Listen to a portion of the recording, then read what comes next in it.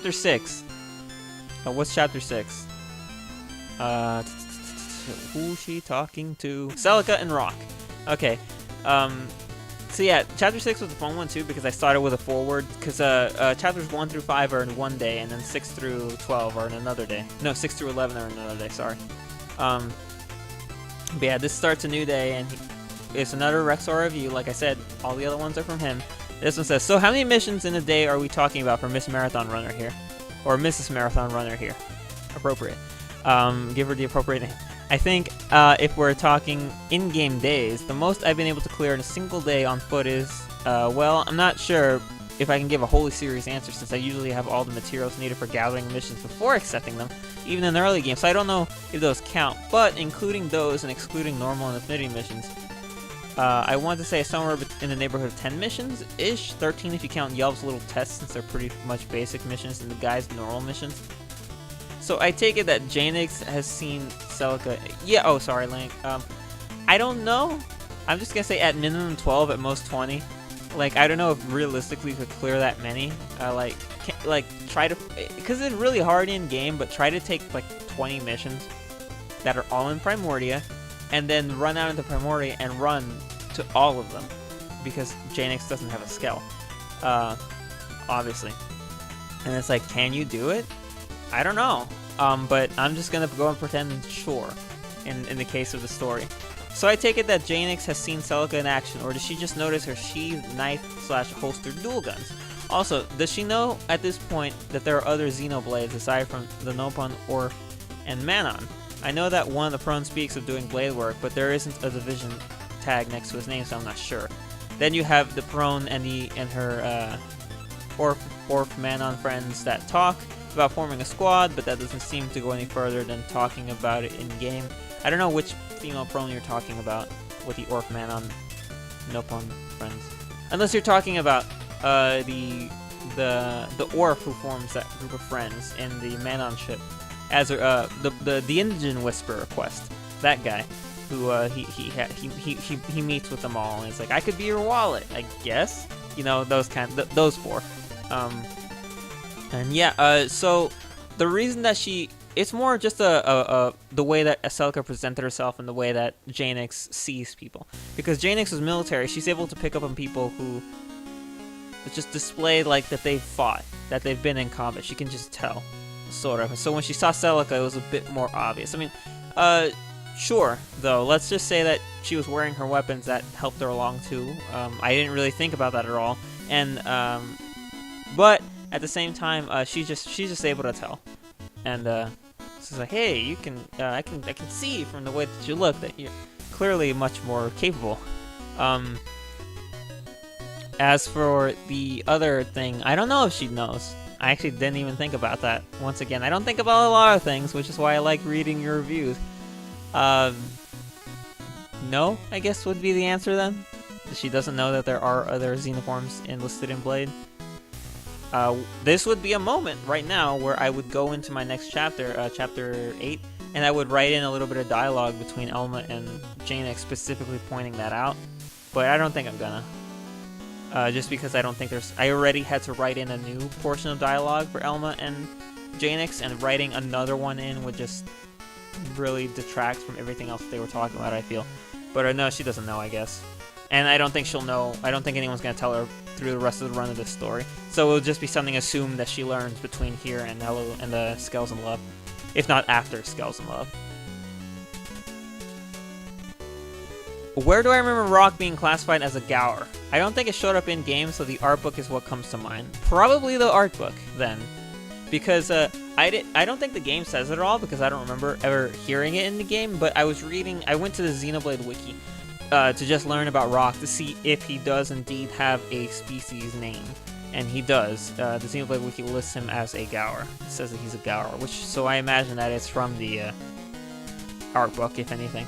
I really want the art book. I should have asked for that. No. Oh, that would have been such a good thing to ask for. Oh well. Glad Celica and Rock had their time in the limelight. And of course, Xenix flirting is always welcome, especially with a girl whom I think is pretty cute too. Yeah, Celica's really cute. Did want to bring this up earlier, but what was Celica wearing at the time? I asked because it's just, Her normal clothes, the elite super civilization attire, I would think it'd be evident that she's a Xeno, or at least has a unique taste in clothes, but put everyday clothes on her and she does look like a lot more like a human. A lot more human. Anywho, fun read, moving on to the next chapter. Yeah, she was wearing her elite civilization attire, her actual clothes, because why not? I mean, unless I pointed out, everybody in my stories is wearing their default gear. Unless I specifically verify. And in Celica's, I guess in Janix's case, she didn't really think too much of it. I don't know. I mean, she didn't really think too much of Elle, but then again, Elle's clothing and Elle's weird. And, you know, it pisses me off that Elle's bodywear and the super civilization attire can only be worn by dudes. I think it looked great on female characters. And hell, just let the dudes wear the Celica's clothes, because what? Let you put anyone in any clothes. You know, I don't see why they need the gender distinctions. I really don't. Like, I mean, it's like, but if you could, your people would look really stupid in cutscenes. So, like, you can take everyone's clothes off and make them naked for all the cutscenes in the game. That's really fucking funny. It's completely inappropriate for the story, but you can do it. So I don't see how swapping people's clothes like that would bother. But honestly, at least in the case of Elle's bodywear, it definitely should have been wearable by female characters, I think, because there's nothing about it that's inherently male. It's just, I don't know, it bugs me. That's the one outfit thing that really bugged me in the game. And of course the censorship, but let's not talk about that. Anyway, last review, sort of, is on chapter 7, which is the Professor B chapter, aka one of my all-time favorite ones. This is a really fun one to write, really fun. Okay, so here we go.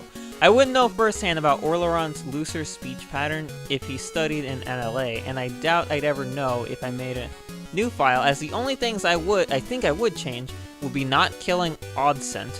How was I supposed to know that making the rational choice and also gaining EXP would kill the stinking pig I've already fought twice, and finding Viseza's bracelet before talking to Gajue? Still feel awful about that. Boring, I know, but that's because unless it's for completion, I almost always align myself with neutral good, occasionally dipping into the lawful and chaotic goods, depending on how I feel. So you would not change anything? That's weird. So, 3 things there, I think. 3 things? I don't know what I'm saying. 2 things at the minimum. The Viseza bracelet thing is bullshit. That's complete and utter bullshit. That it's like, you have to just like, hey, instead of going to talk to her, how about you go over there and find a random red item on the floor and then talk to her? It's like, what the fuck? It's like, I when I found out you could save the Great Tree, I was like, what? Like, I talked to, I think his name is Tonbarak, or whatever, or no, Yun Tonam, who's watching Naza Senpazi and Monbarak talk, and Yun Tonam's all like, I'm really hungry, and then you tell him, like, the last time that someone ate the plant, they got, Naza punched them out, and so he's like, maybe I shouldn't, and, like, I told him that, like, I specifically went to talk to him, because I was like, last time you fucking ate the Great Tree after all my hard work, and that pissed me off, so can I do anything to stop you? And so I told him, like, did that stop him? Like, would that do it? And then the quest finished out, and I'm like, oh, that's so great. It's just so much better. It's like, I don't know why you would ever... Oh, man. And then Viseza's place, I'm really looking forward to it, because Viseza, I killed all the Rothians, man. In Cruce's story, I didn't find the bracelet. I told the 3 Talons the wrong thing. They all got murdered. I accidentally angered the kid after I beat his parents, and I got him stuck in the Rothian stronghold. And it's like, oops, I really fucked up the Rothians. Like, I tested that alliance as much as possible by getting them all killed. So this time around, I'm hoping to save everybody. Like, I actually looked up how to save everyone, because I'm not letting that happen again. That was all accidental. It's like, finally, the game's like, hey, you saved Bates. I think it was Bates. You told him to go the right way. You saved the guys in the helicopter. You saved the man in the murder most foul case with Powell. You did all this stuff really well without even realizing it. So your luck runs out now when everyone dies. And I'm like, shit. Which, by the way, this time around, I think I said this before, but I actually let Powell kill him so I could listen to Powell's story. And I'm like, you know what? I don't actually feel all that bad for letting Aquar die. Is that wrong? Maybe, but I don't feel too awful about it, to be completely honest. Alright, so here we go. Was there anything else I want to say? Oh yeah, you can kill Oddcent. How? Because, like, the quest is you go out to the place to train Oddcent, right? And after you beat him, he runs away. You go back to the pro, and you're like, dude, Oddcent ran away. He's like, shit, go find him. And then you go find Oddcent in the cave, and then he tells you to beat up Oddcent again, right? To, like, knock him out so that he can do the thing. And then you fight Oddcent again in the cave, and then you take Oddcent out. Then the prone comes, he's like, rah, rah, rah, and then Oddcent's like, yay! And then they go home, right? Right? That's it. Oddcent doesn't die. I mean, is there another chance that you can have to attack Oddcent? And if you do kill him, what's the prone say? I'm very interested in this. Anyways, I'm sure there's some footage of Orleron learning from NLA floating about, and if there isn't, last I heard, someone on GameFAQs was still making a complete mission video guide to show off some of the less popular results, like killing Fortune instead of reprogramming her, as well as resulting post-game mission, with both male and female variants of said mission. Don't know if it's going to show off every option as one person who compiled all the different choices for Fitty missions did, but we'll see. That I can't imagine how long that would take, because there are some cases, like in Heart to Hearts, really viable, like really noticeable, that if you answer A to this AB prompt, it brings you to a CD prompt, but if you answer B, it brings you to an EF prompt. And so right there, it breaks off into 4 other options for you to say different things. And in some Heart to Hearts, the characters will respond differently before winding back to the standard rest of the result, but in other times, it'll actually open up to a much newer dialogue, like in some other cases, and it's really weird. I can't imagine how hard that is to do. People like to reprogram Fortune instead. I thought people would like to kill Fortune because that leads to you getting a Definian girlfriend. Or at least 2 of them. Which, that's another thing, actually, that I really hate that this game does. But it's like, if you're a male cross, the Definians assume female forms when they hide as humans, and they all, like, what's the word? They all fell in love with you, Aereo and Livia. But if you're a female cross, they're dudes. And it's like, that's completely unnecessary. This game has Lara Nara and Lara Mara being openly gay, among a bunch of other things. And it's like, it's not even really so much a sexuality thing, it's just like, why? It felt completely unnecessary to have the Definians change the forms that they hide in, depending on, I don't know, it's stupid. It's another thing. It's one of those. There's so many little things about this game that bug me. Like, ultimately, I still think Xenoblade Chronicles X is amazing, but every time I think about these tiny little details, I'm just like, yeah, that was dumb. You know, like not being able to kill the Karos in the Soldier the Harrier's Fitty mission with Doug. It's like, you can either choose not to, and Lynn's like, oh, thank you, or you can choose to kill them because that's the mission, and Lynn's like, they're just babies, and then your cross is like, shit, she's right. Like, no, she's not. When has Lynn ever been right about anything? Apparently, she's too naive. She's too emotional. Fuck, man. I finished the game recently, and she still pissed me off. I don't know. Like, okay, sorry. Oh my gosh, that was an aside. But this is what Xenoblade does. It can get you to talk in circles about things that aren't even relevant. Not sure if intentional, but through popping up in your AN about typos. I mean, it's not completely incorrect usage, but part of me thinks you meant to say through. Yeah, I meant through. It's just that in my AN, it's just an AN. It's not the story, so I like, if there's ever typos in an AN, I'll probably fix it just because I don't like typos, but ultimately, I'll use a lot of shorthand and stuff just because I don't like the AN being too big and adding too much to the chapter. I try to get out as what I can say as quickly as possible, so. Yeah, I take shortcuts. So, did Janix think she was going to get shanked in that backwater part of the ID? I don't entirely blame her. That's the funniest thing I ever... When I first read that, I was laughing like crazy because the original line for that moment where she's walking through the ID, she says, "Why in the world would anyone be back here? This is the kind of place people come to get in." The original line was, "Why in the world would anyone come back here? This is the kind of place people come to get shanked." That was exactly what she said, but something about it bugged me. I don't know, just something about using the word shanked in the story. Not because it's a bad word or anything, because it's not. It just means get stabbed. There's nothing really wrong with that word. I don't think so. I don't, for some reason it didn't feel right, Janix saying it. I'm not entirely sure. So I changed it to get done in, but maybe I should have left it as shanked. because that's exactly what she was thinking. Like, you nailed it.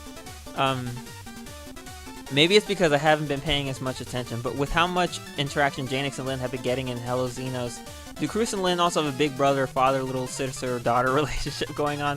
I know in one of her heart-to-hearts, I think it's either the first one or the last one. It's probably the first one in the Outfitters test hangar. Lynn tells male Cross that she sees him like a father, while telling female Cross that she sees her as a big sister. Does she really? Does it depend on what type of model you choose for Cross, whether he's an older gentleman or an older woman, or younger, if she says brother, sister, father, mother? Or does she always say father for male and sister for female? Regardless, a Lynn and Cruz's relationship, I'll be completely honest with you, it's a little strained. A little bit in some ways. Mainly because of the Chapter 11 and Chapter 12. There's a story coming out that'll maybe tell you why. But in summation, in my headcanon, Cruz never stood next to Lynn to stop Elma from shooting Lao. He never did. He argued with her to move alongside Elma. So it's after that they kind of like they understand. Like Lynn, I guess in a way, because she's so naive, maybe she's willing to understand why it is that Cruz would do that. But on Cruz's end, he cannot understand why Lynn would stand up for someone like Lao. It just doesn't make any sense to him. So it's their relationship was a little strained following the ending of the game. I don't know if it comes across in the story because I don't write Lynn as much. Once again, she's not a huge focus in my stories.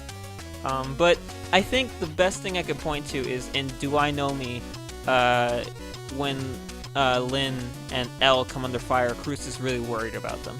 So, you know, despite their differences in opinion and maybe some straining as a result of how the game ended, Cruz still cares for her, obviously, and doesn't want her to get hurt. So, you know, I'll probably have more chances to expand on their relationship in Mission.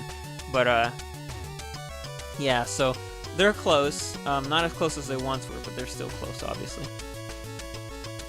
Yeah, I mean, the thing is, I'll be completely honest.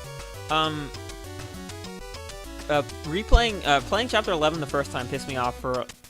You could list any reason, and you're right. But playing it the second time, it gave me a headache with how angry I was. And of all the things that pissed me off the most was Lynn, you know? And in that moment, I really, really did not like her.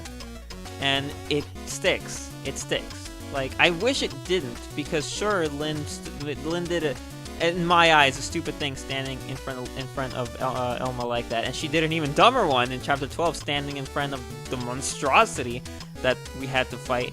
But those are just two moments. I don't think those two moments make... Then again, like I said, once again, Soldier to Harriers, her stopping me from killing the baby Caros also annoyed me. I feel like the only reason Lynn was put into the main cast and it was decided we need to have a child present for this game was because, one, it's a little girl, so people who play the game will be like, well, I want to do this, but at the same time I don't want to form a negative impression on this little girl, so maybe I should take it easier. Maybe I shouldn't kill these babies.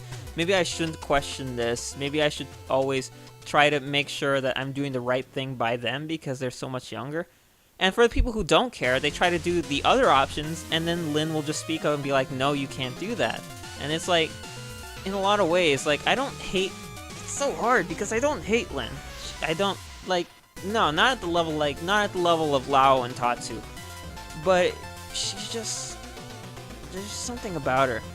I know this isn't what you asked, and I highly doubt this, and this is probably not even what you want to hear. I'm getting so off topic, but... Lynn's just such an oddity for me in this game. Like, I really like her. Like, when I first played the game, I really liked her, but then playing it again, it's like, here's the last thing I'll say about this. I walked into the game and fell in love with Elma almost immediately, and I feel like she is the main character of the game, so a lot of the game should be about her. You know, that you should be getting a lot of story about her, and you should be hearing and experiencing a lot about her. If the game didn't have the created character thing, which was implemented somewhere in development for whatever reason, it was going to be basically a lot closer to the original Xenoblade and be a complete narrative driven by Elma. But for a reason they changed it, they changed things around, they took things out, they altered things, who knows. And I swear, I feel like you listen to Lyn talk more throughout the main game, and I noticed it a bit more, like, after I finished with Cruz and as I was playing with Xenix, and it just really bugged me. Because it's like, I kind of want to hear what Elma has to say, and I guess maybe it's because Elma's character is that she's more prone to answer things and respond things more concisely, whereas Lyn gets more emotional and goes off on tangents or talks longer, but it really bugged me. Also, the fact that Lyn narrates the opening and ending to the game kind of like makes me feel like, shouldn't this be Elma? You know? Like, Shulk narrates the opening to Xenoblade Chronicles, and he's the last thing you hear in the game, where he says, we'll move hand in hand to the future together, you know, or whatever's out there, we'll face it together. And it's like, I don't know. So, I'm really sorry. I don't know where this came from. I guess, no, I do. It's something that I wanted to say, and I guess you just bringing up Lyn, let me say it. So, but as you can see, I'm still willing to use Lyn in the story, and I'm still willing to portray her positively, and I'm still willing to have Xenix bond with her, and Cruz too. You know, so once again, it's not hatred or anger or anything negative to Lyn, it's just confusion, I think. I'm so sorry. This is such a big aside. Let's get on with the rest. This Professor B chapter is hilarious. Why the hell did I go off on talking about Lyn so long? Alright, so, let's... Holy shit, how long is this video? It exploded in length because of that rant. Oh my gosh. Really? I've been here an hour? I'm so sorry. This should have been a short video. Let's just go on. Maybe it's because, no, oh my gods. I've been getting my Manon mixed up again. Every time I said Vivin before, I meant to say Aquar. He's the mediator to Manon I kept talking about. Vivin is Professor B's assistant. I've been making the mistake for some time now, too. Have you? Because last time you mentioned Vivin, you just said that he was a Manon that you interacted with a lot. Was it in a Skeleton Love review? Because if it was, then yeah, I did think that was weird. I'm like, Vivin. I don't think that's right, but then I never brought it up. I don't think I brought it up in my Skeleton Love review when I talked about it. Probably because I wasn't 100% sure, or maybe just because I didn't see a reason to. But yeah, Aquar is the mediator that gets killed by Powell, and that unless you save him, and Vivin is the little helper guy. Anyway, but yeah, Vivin, can he speak the same language as Professor B now? I suppose working alongside him for a while would pick up on more than just one would just pick up more than just tools of the trade. Just wonder what would sound like in the Manon native tongue, since we never hear Professor B actually say things like Blargle Smargle in game. So the reason that I had Vivin actually able to say that, I guess partially was because he spent so much time around Professor B, but it was also because you can say it. When Professor B says, hey, which by the way, how do you pronounce Professor B's name? I say Professor Briacula. But when he says, my name is Professor Briacula, or whatever, your character, one of the responses you can give is, what is Briacula? So I figure that you can actually kind of say it back to him, sort of. And so that's basically what Vivin's doing. He's just repeating what he kind of hears back to Professor B. So whether he actually knows 100%, or he's just trying to, you know, communicate with Professor B as well as he can, you're, you know, either way. Because you can actually, those are responses you can give Professor B. What do you mean by this or this? And he'll answer, oh, there's no word for that for you. So, Floozy, guess word about Xenix's flirting has spread to even Professor B's little slice of an LA. And in such a short time, no less. That or he hit the nail on the head. Love you, Xenix, without even realizing it. You know, I didn't even think about that. About the idea that maybe he just caught wind of it, that people just talked about this Spitfire Blade who flirts with almost every woman she comes across. Which actually, she wasn't flirting with Celica. Celica's 18. So, I'm not saying that that's messed up for Xenix to do, because Xenix is, how old is Xenix? 25. You know, then again, Xenix is 25, Alexa's 21. So-and-so is 29, but they're all together. Um, what am I trying to say? I don't. It's not that I thought it was awkward, because I don't think it was. But Janix's moment where she's calling Celica cute. I specifically chose cute and adorable because that's also what she calls Lynn, and she's not flirting with Lynn. Obviously, she's just saying, "Lynn, you're cute and adorable," and that's the same thing she was applying to Celica. So I guess maybe it could be a little flirty because Celica is 18, and I think that's a fine age. But at the same time, I don't know. It's like there are certain characters I don't think Janix would flirt with, not because they're not attractive, but just because I don't think she would. Like Hope is another one, which Janix and Hope have yet to interact, and I think they might in the coming chapters of Scales and Love. I'm not sure, but I think that Hope is one that Janix actually would flirt with. I don't know exactly why. I couldn't tell you, because as far as Janix is aware, it's not like Janix just flirts with everybody who's attractive, even though that's what she's doing. But I guess I'm trying to think of a reason as to why she wouldn't, and I'm not really getting one. It's really hard to say. Hell, she's flirting with Elma in the story a bit. I mean, who wouldn't? But it's you know, I don't know what I'm trying to say. But speaking about this, yeah, I thought the floozy line was funny too. So I think more importantly, it's like he got up and he sees this woman, this very attractive woman walking up to him, and he assumes that she's there to be like a groupie or something like that. And so he's like, ugh, I got no time for this shit, you know, that kind of thing. He just got upset about it. So that was the exact intention with that line. Their interactions were fun to write. The ending got a good laugh out of me. Oh god, this is the character interaction I didn't even know I wanted. Between Janix's Spitfire and Professor B's bluntness, this was a great chapter to read through. A lot of fun. Makes me wish she could get some interaction with some of the more colorful humans like Joe, Lara Mara, Lara Nara. But this isn't the fic to do it. Yeah, Joe, is she the coffee lady who breaks everything? Yeah, who's her boss then? Priscilla? I forget. But yeah, I think it'd be funny having interactions with Joe and the Laras. But yeah. Oh, jeez. What else was I gonna say about this? Yeah, the ending I thought was hilarious. Like, originally she actually told him his name, her name, but I forget why, but I wrote it out for some reason, and I kept it out, and I decided, you know what, it'd be funnier if he never gets her name, and if this is like a recurring gag with them.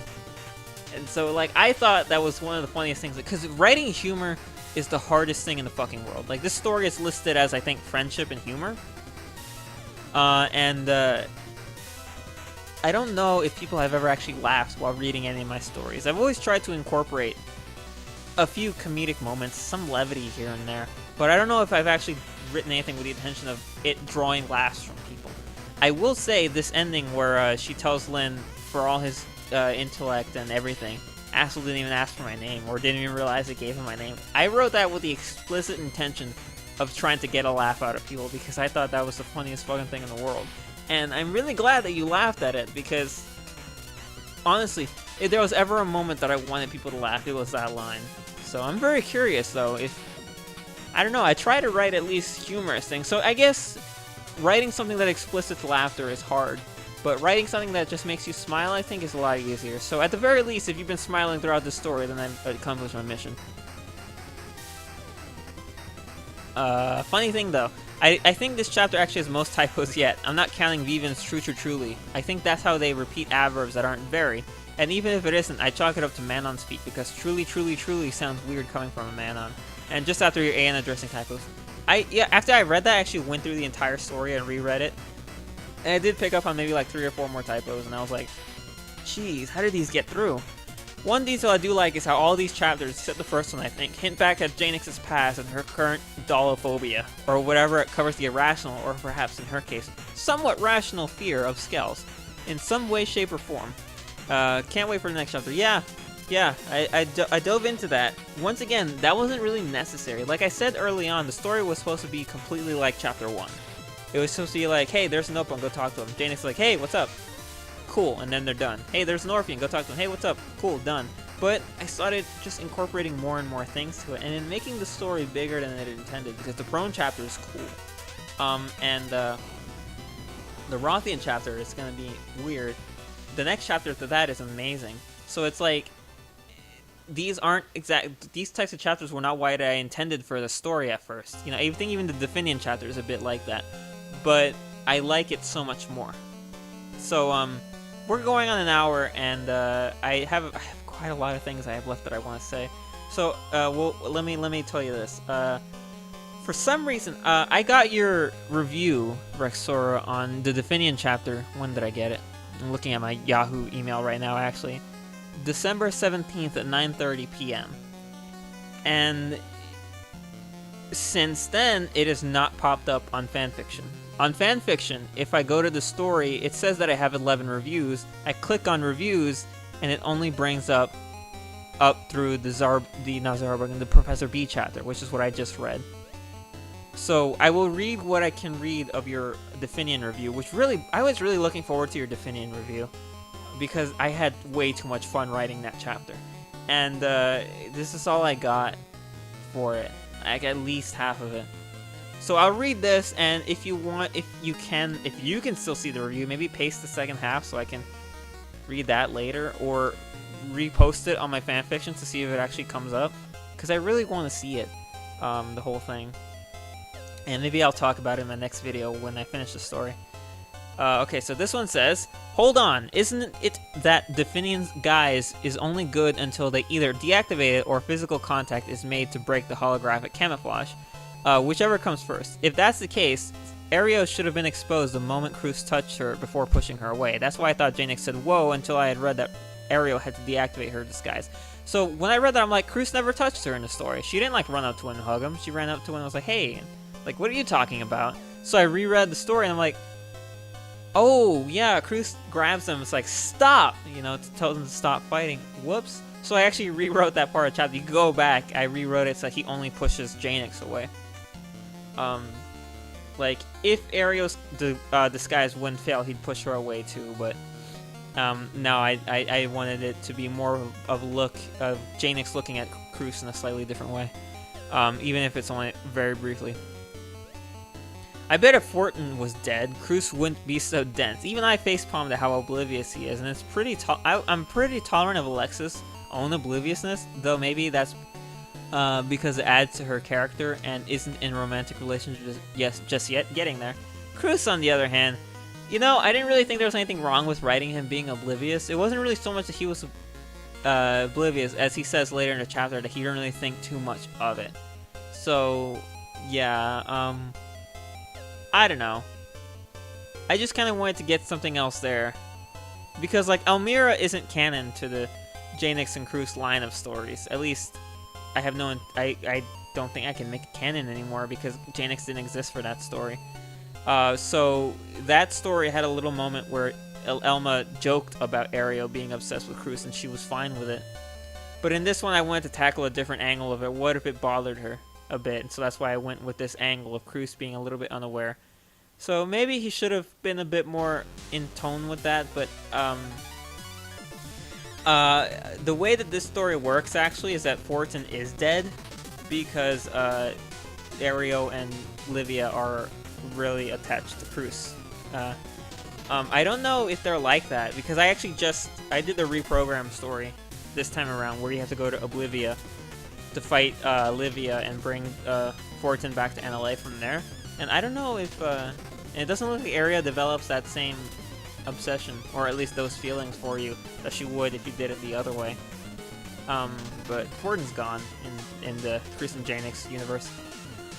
At least the Cavern Clan weren't as conniving. Doesn't make what happened to Team Jaeger any less gruesome. The Definions had their hands in so many of NLA's tragedies against all races except the Zarubagan. Unlike the Cavern Clan, behind the scenes and the way people that do know about their actions talk about them, it's understandable why Aereo doesn't want to be seen as she is. Still, if only the town helper could see how even some of the Tree Clan can get along with Slavity's bunch, maybe there'll be a day Aereo and Livia could walk amongst the others without their disguise like Janix thinks. It's not like they're indecent either, at least compared to what other blades wear on Mira. Yeah, I'll be completely honest. The Discord, I talk about the Discord a lot. One of the things that bugs me on the Discord is that someone will always bring up just for no good reason. Oh man, I hate the female armor, and then it'll just be this whole thing. I feel like, yeah, why is it so? And it's honestly one of the things that bugs me a lot.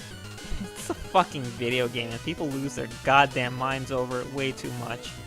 It really annoys me, to be completely honest. Like, it's fine if you don't like it, but it's just like acting like it's some humongous brand new problem that needs to be stopped is the stupidest fucking thing in the world. Which that's not what you're saying. Like, at least I don't think that's what you're saying. You're just saying that it's not like their clothes is anything crazy compared to what armor you can put on your characters. Everyone can walk around naked, like I said, in swimsuits. It's fucking fine. So it's just like, I don't know, it's really dumb. It's just something that really bugs me. I'm not gonna get off on another rant though, because I've been going over an hour. So I'll leave it at, I don't really get it, why people are so adamant to go all nuts about it. And just like, I actually had a conversation with someone, I'll bring this up really briefly, where they were bitching about it. And the thing that really got me was that the armor they were complaining about was the body wear set for people, which is Xenos' canon armor. Because it has that little thing here that you can see the top of their breasts, and I'm like, so really? Out of all the armors that you have a problem with, which let's say if you have a problem with any of the armors, something's wrong with you. It's a video game. That's the one that you're pointing out to me. That one of all of them? That's funny. I just find that's above all things, beyond being stupid or pointless, it's hilarious that that's the one that this person has a problem. And I said, and I'm just like, that one? Seriously? I'm like, really? And their response was, what was it? It's like, yeah, sure, have this big hole in your armor right where your heart is. And I'm like, oh, you're one of those. You're one of those. It makes no sense because it's like you're going out to battle. You'll get hurt. Obviously, people are going to aim for that spot, so you should totally cover up. And I'm like, it's a video game. It's a video game. Like, by that same logic, your little dinky sword should never be able to kill a Millosaur. Never. You know? By that same logic, you just... I'm done, no more. And then your review continues, oh, Xenix, if only you knew how, and then it ends. It says the message has been truncated due to length. So that's all that I got. Yeah, I don't know why your review's not popping up. I thought it would pop up. I thought it was just a delayed reaction, but it's been like 3 days now, and it's still not there. So go check, maybe, and send me like a screenshot. I don't know, even know if you can. Oh, do you have a Twitter? I don't know. But regardless, maybe just write it out and resubmit it and see if it pops up this time, because it just annoys me so much. I was looking so forward to your Definion review, and I can't read it. I don't know why. I really don't. So, yeah, sorry about that. Ultimately, Hello Xenos is really fun to write. It's enjoyable. The Prone chapter is done. And I will actually be uploading it. It's 11:19 right now, 11:19 a.m. So I'll probably be uploading it around noon. So you'll probably already have read the Prone chapter by the time this video comes up. But I'll put in the AN of the Prone chapter that this video exists, if you're curious. Sorry that it's over an hour. It shouldn't have been, but I guess the Lynn conversation spiraled. I don't know how long I was talking about that. I'm sorry. I spent way longer on the Professor B review than I thought I would. And then there was that armor thing, but whatever. So, yeah, that's it. That's all that I have for Hello Xenos Friends. So there's actually, spoiler alert. I don't know. It's not really too much of a spoiler. Counting Prone. Well, I guess not counting Prone. There is 1, 2, 3 more chapters left for this story.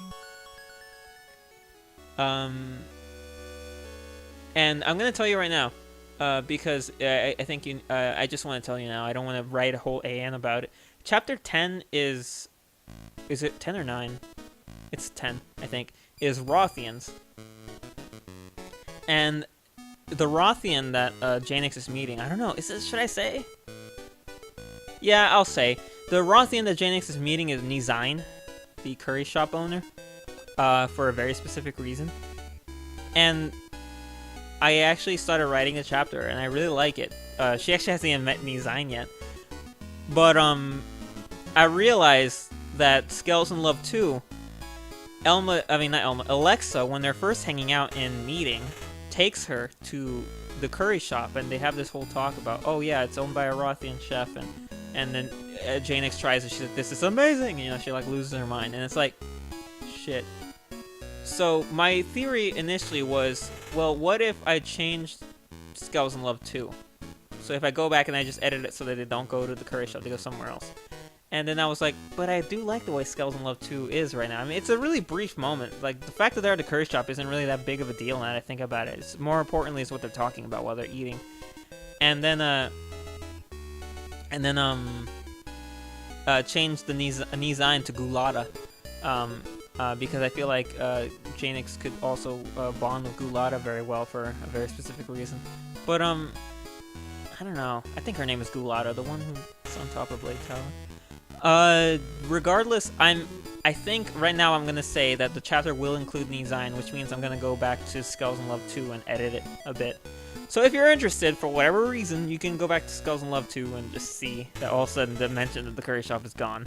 But ultimately it won't really matter because once again, the conversation they were having about not having personal lives is more important. So, I might add something to that conversation, but ultimately, just letting you know now for the Rothian chapter when that comes out, and then there'll be 2 more chapters after that. Anyway, that's it. Hope you like this, and until next time, bye!